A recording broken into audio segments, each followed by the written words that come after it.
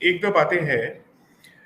जब हम महाभारत और रामायण की बात करते हैं तो आप दूसरे पक्ष के बर्ताव को थोड़ा देखिए।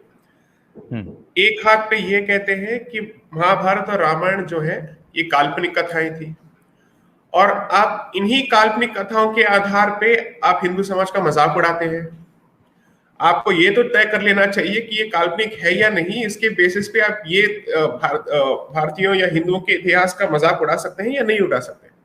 एक हाथ में आप ये कहते हैं कि ये तो था ही नहीं, this is mythology, this is legend, this is fiction. But हमें जब क्रिटिसाइज करने की बात आती है तब आप राम को इस्तेमाल करते हैं या कृष्ण को इस्तेमाल करते हैं, और फिर आप उन्हीं के आधार पे हमारा मजाक भी उड़ाते हैं। सो द रीजन इज, इसका एक ग्लोबल लेट्स से जस्टिफिकेशन या एक ग्लोबल हिस्ट्री में आपको समझा देता हूं। जहां जहां भी यूरोपियन कॉलोनाइजेशन हुआ, वो जिस समाज में जाते थे उस समाज के जितने भी हिस्ट्री को या फिर उनके लेट्स से लेजेंड्स हो या उनके फेथ सिस्टम्स को वो क्रिश्चियन नजरिए से देखते थे। उसके वजह से अगर आपके पास किताब नहीं है और आपके पास एक सेंट्रल डेटी नहीं है, आपके पास चर्च जैसा कोई इंस्टीट्यूशन नहीं है, आपके पास पादरी जैसा कोई एक सेंट्रल फिगर नहीं है, तो आपके रिलीजन को रिलीजन माना ही नहीं जाता था। ओके। टू, गोरेपन को क्रिश्चियनिटी के साथ उन्होंने जोड़ दिया था। So the colour white and Christianity went hand in hand.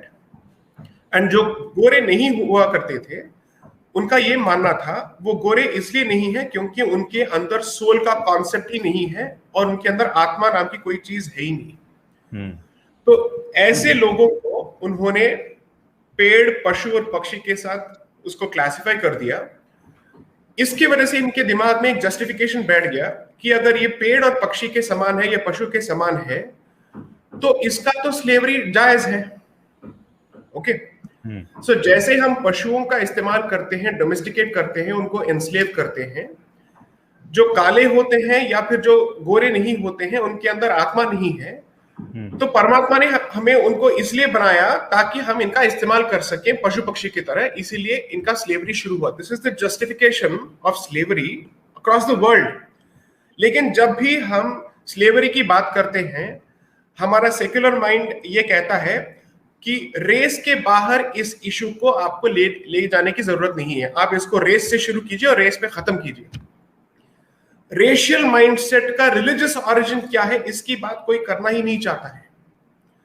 Ethnocentrism या जीनोफोबिया का एक्चुअल माइंडसेट क्या है, there is no discussion on this. The funny part is, आज वेस्ट और यूरोप में इसका एडमिशन है कि वो कह रहा है दैट क्रिश्चियनिटी के अंदर specific biblical let's say chapters and versus के बेसिस पे हमने दुनिया को रेशियल जस्टिफिकेशन का पूरा कॉन्सेप्ट सिखाया। इस पे डिपार्टमेंट्स बैठे गए हैं। And the funny part is we don't want to discuss this because race के बाहर जाएंगे तो ये सर्वधर्म संभव वाला एक कॉन्सेप्ट आ जाएगा। Therefore you can't talk about religion, therefore you can't hurt religious sentiments. The moment you hurt religious sentiments, you'll have section 295A of the IPC along with section 153A for hurting religious sentiments and creating enmity between communities. Baat khatam. So sentiments are more important than truth in this country, and that is in a country which has a civilization जो सत्य और धर्म को पूजता है। That is the funny part. Okay. Point number 2, जो ब्रजेश जी कह रहे थे, that is extremely important. You have to separate two different history, let's say phases of Bharat's history. दो अलग कालखंड है। सबसे important या सबसे पहला कालखंड है from the 8th century onwards until 1600. Why is that important? क्योंकि ईस्ट इंडिया कंपनी को सेटअप किया गया था 31 दिसंबर 1600 में। एंड फिर जहांगीर के कोर्ट में सबसे पहली बार ईस्ट इंडिया कंपनी का रिप्रेजेंटेटिव आता है क्योंकि उसको सूरत में एक पोर्ट एस्टैब्लिश करना है, ट्रेडिंग फैसिलिटी एक शुरू करना है। ओके। तो 1600 तक एक स्पेसिफिक कालखंड है, 1600 से लेके 1947 तक दूसरा कालखंड है। आप आज अचकन नहीं पहनते हैं, दाढ़ी नहीं है और आप टोपी नहीं पहनते हैं, बट आप टी शर्ट पहनते हैं, पैंट पहनते हैं, और आपका प्राइमरी लैंग्वेज आज जो है कम्युनिकेशन का बन चुका है इंग्लिश। और ये ग्लोबल फिनोमिनन है, this is not just limited to Bharat. Okay, why? वो इसलिए because the invader before the Christian European invader सबसे ज्यादा तलवार का इस्तेमाल करता था, क्योंकि वो तलवार का इस्तेमाल करता था अपने आप को बचाने के लिए, आपने भी तलवार उठाया। लेकिन उसके बाद जो आया उसने तलवार से ज्यादा दिमाग का इस्तेमाल किया। ओके, और दिमाग का इस्तेमाल ऐसे किया कि आपको अपने इंस्टीट्यूशनल, ग्लोबल इंस्टीट्यूशनल ऑर्डर में आपको उसने इंटीग्रेट कर दिया। There is no way that any country can survive today by sitting outside the Western European global order. That is the victory of the European civilization, the European colonization. Okay? Even the so-called 52 Islamic countries cannot survive economically outside the Eurocentric or Western-centric global order, because his thought was always global.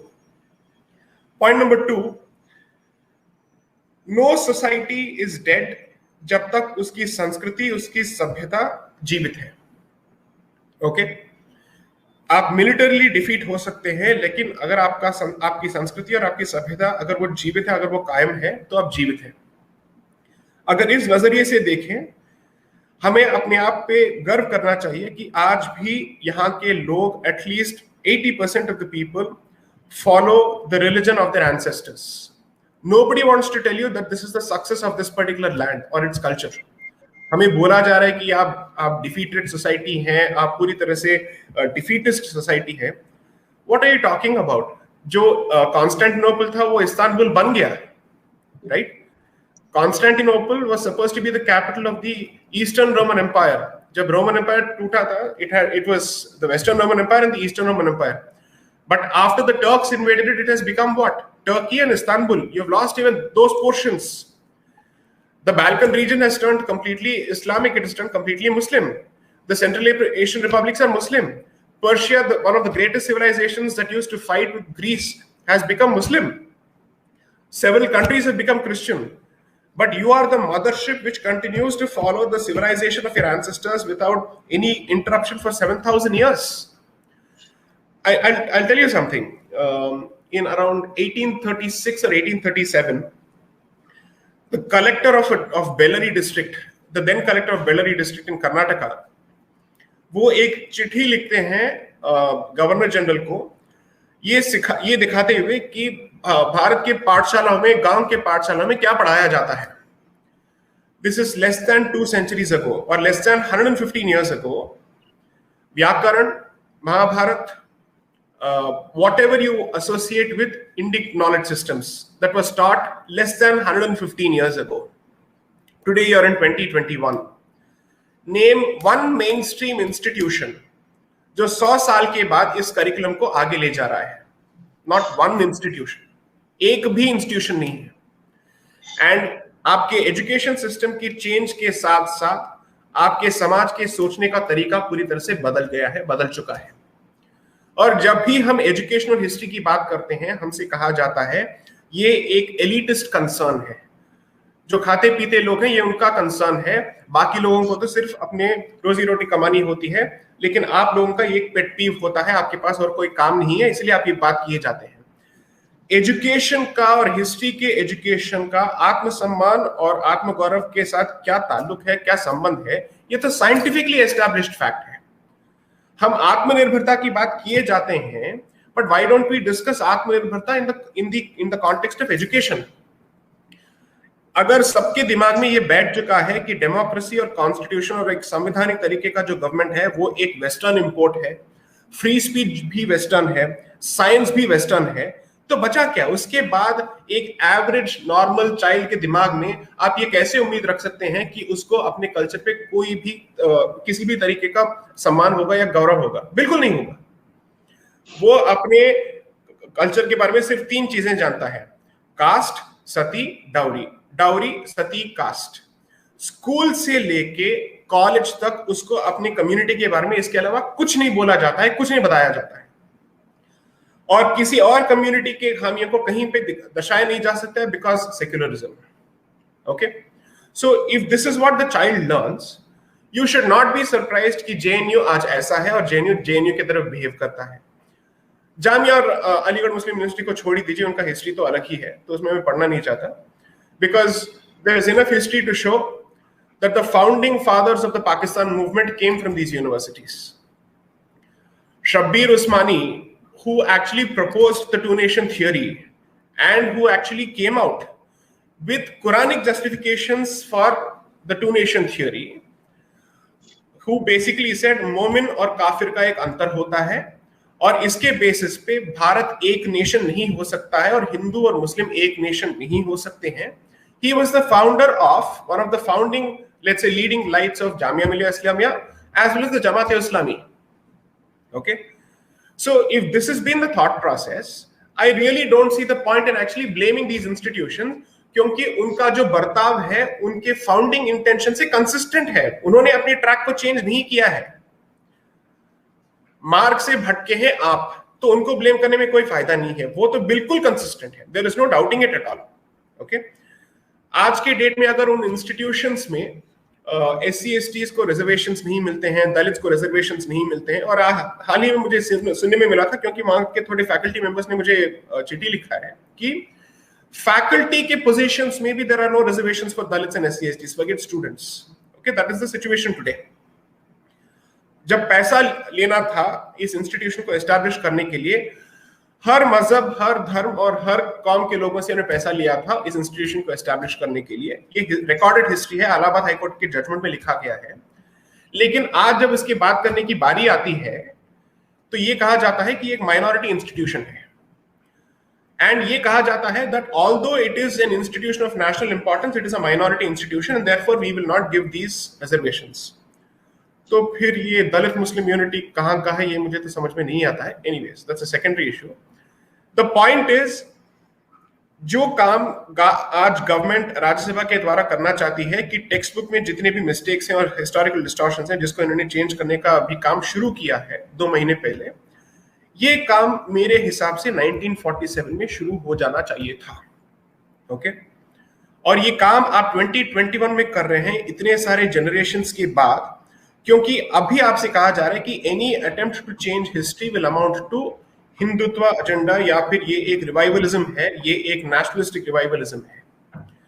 So you are not only do you have no right to actually talk about the future, आपके पास इतना भी अधिकार नहीं है कि आप अपने अतीत के बारे में बात करें. Because you see, according to me, the greatest injustice that can be done to an individual or to a community is कि आप कहाँ से आए हैं और आपका जो आइडेंटिटी है ये क्या है. अगर आपसे ये बोलने का हक पूरी तरह से छीन लिया जाता है, there can't be a greater sense of injustice, क्योंकि इसके बाद उस आदमी में या उस औरत में there is no sense of identity. It is as good as an orphan who doesn't know who his parents are or who her parents are. And human mind is like a vessel. उसमें कुछ ना कुछ हमेशा डालना चाहिए, और आपने उस जगह को पूरी तरह से रिक्त कर दिया और खाली कर दिया और अतीत को वहां से निकाल दिया, तो कैसे कैसे आइडियाज उसके अंदर फिल किए जा सकते हैं, ये आज का जनरेशन आपको बता रहा है.